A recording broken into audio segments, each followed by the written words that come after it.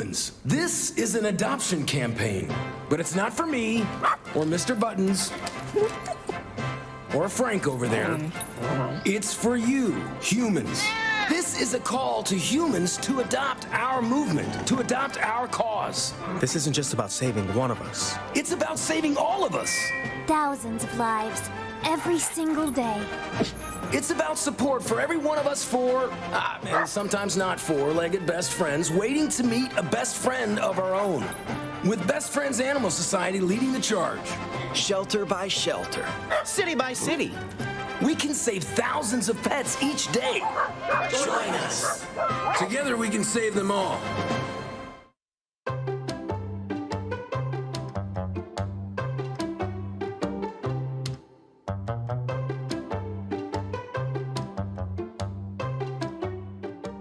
Thank you for joining us for Pet Connect. I'm Tara Douglas. Today I have Stephanie Engel from the Sylacauga Animal Shelter joining me, and we're going to discuss rabies again. So we just talked about rabies a little over a month ago, I believe, and watching the shelter and hearing everything that's going on there, it seems like no matter how much we talk about it, how much information you put out there, you still have dogs and cats coming in that have not had a rabies vaccination. That's right. After this weekend, there are really no more excuses. Right. So let's talk about, we got a great event coming up this weekend. So let's talk about what's going on April 18th, this coming Saturday. So this Saturday, April 18th, there is a free rabies vaccination clinic. We are hosting it in conjunction with Greater Birmingham Humane Society and Dr. Mullins from Childersburg Pet Clinic. And it will be held at B.B. Comer High School. Okay. Between 10 and 2. So there's no excuse. If you have an animal that has not been vaccinated, please bring them. We have had an uptick in bites, as you know. We are concerned about the public health ramifications, and it is a law in this state that all animals, cats, dogs, must be vaccinated against rabies. Now, how did the event come about? So you've got a partnership right now, Greater Birmingham Humane Society is helping. How did you get this vaccine clinic here? It actually took quite a bit of hard work. It grew from a need through our animal control and through strays that came to the shelter that were just surrendered. And calls from dispatch and the like. We learned that most of the animals, in fact, like 99% of the animals that we have tried to help were not vaccinated. I can tell you that personally, when I did animal control before we hired Mr. Garens, I made 76 calls and not one of those animals was vaccinated. Since Mr. Garens has been hired, which is 4 or 5 months now, we've only had one animal that was vaccinated with the current rabies certificate. Wow. So it's very, very scary that people aren't taking this law seriously. And so you're seeing that when people surrender a dog, they don't have any records and They have don't not have had any vet records, most of them. And then when people are coming to retrieve their dog that was picked up, they don't have any vet records. They have no vet records. But where it gets extremely scary is that you also aren't seeing up-to-date vaccinations when people get bitten. That's correct. And we've had 2 recent cases of that. So over Easter weekend, we had somebody that was attacked by a dog on Friday. This person had multiple lacerations, so required a lot of suturing.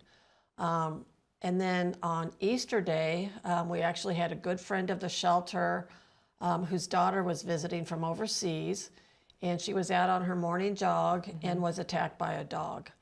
And what is scary about these attacks is that when we learn that these pet owners don't have current active rabies certificates and the dog is not vaccinated, these people go through a horrendous psychological sort of torturous period where they don't know if they are going to contract rabies or not. And this whole thing is preventable. This city has had active rabies cases 3 years running, and that's why we decided we were going to go ahead and give people a carrot before we bring out a stick. Absolutely. Okay? So that's where we are with this. So they will have to be at the parking lot at B.B. Comer, And it starts at 10. It starts at 10. And do you know how many vaccines you'll have? I mean, is this something where I know you hope to run out because you hope you have so many people there to get them, but As of right now, I know we have 300. okay. We have additional vaccines that both vets have ordered in case we need them. Okay. There is my counterpart up in Munford. And we've got a graphic up right now that's showing Mumford's Yeah. got it going on as So well. her name is Candace Jackson. She's a vet tech and she works at Trustful Emergency Pet Care, and she's working also with a group called Christian Veterinary Mission.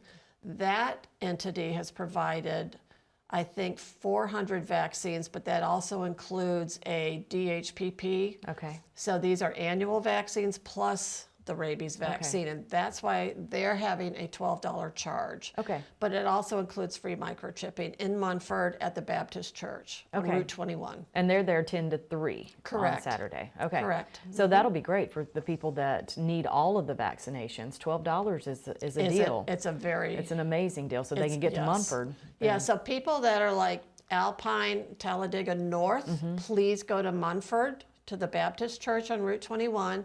Everybody south, please come to us at BB Comer.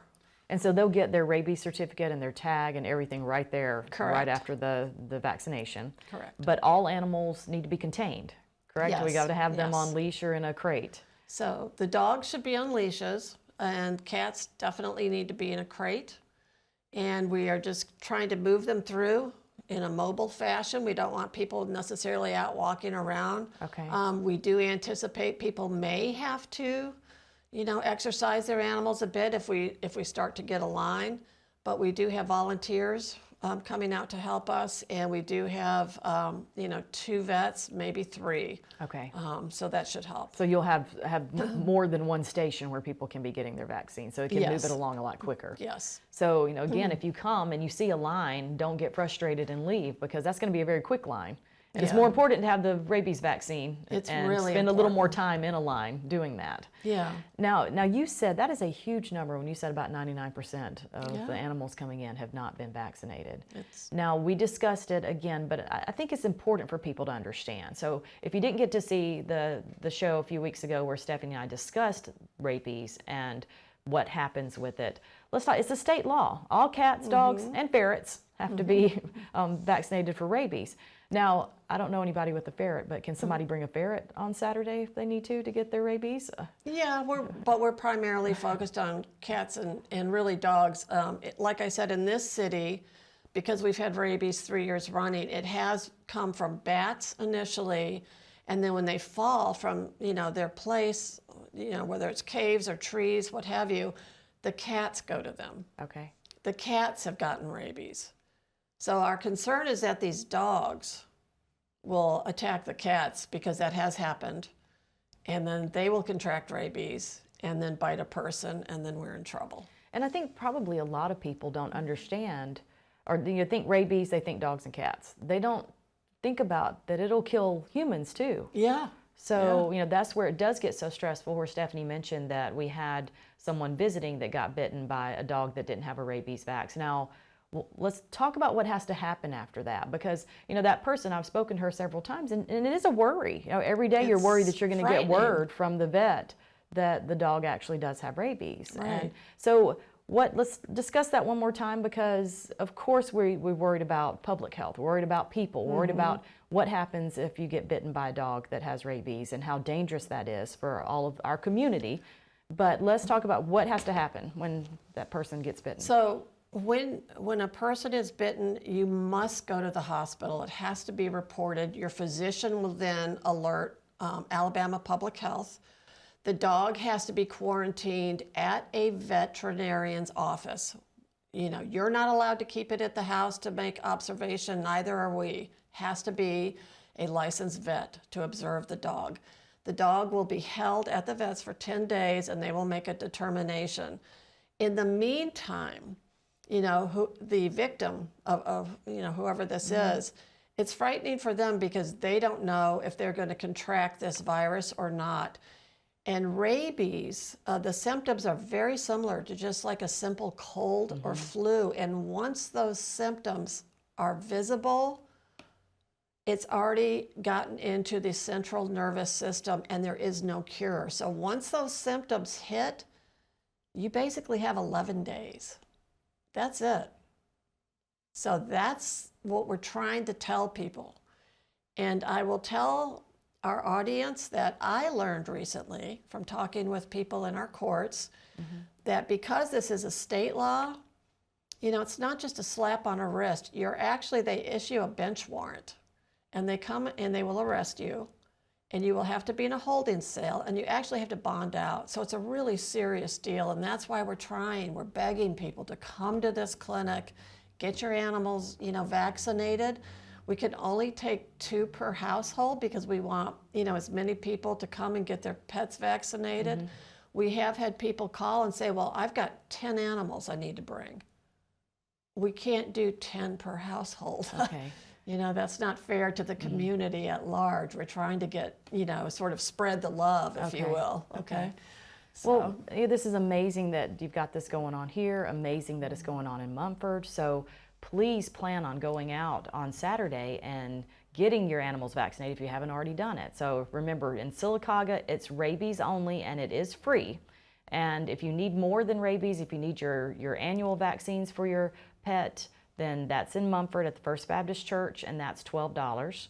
Now, they're also are they doing a microchip for every dog that comes through, or what are they doing They're up doing there a with that? microchip for dogs as Okay. well. And I'm not sure which company has provided the microchips, but those are free. Okay. So that helps if your dog is lost, you know, and I would, you know, definitely recommend either purchasing a microchip from your vet or, you know, running up to Munford Saturday between 10 and 3 at the Baptist Church on 21.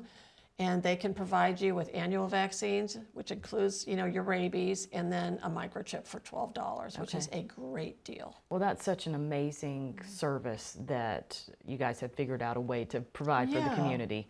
So, you know, we just really encourage everyone. If you have neighbors, if you have family, friends, and you know that they probably have not had their dogs and cats vaccinated, please let them know, because we want this to be a very successful event. We do. Yeah, they want to run out of their vaccines. Yeah. So show up and get your animals vaccinated.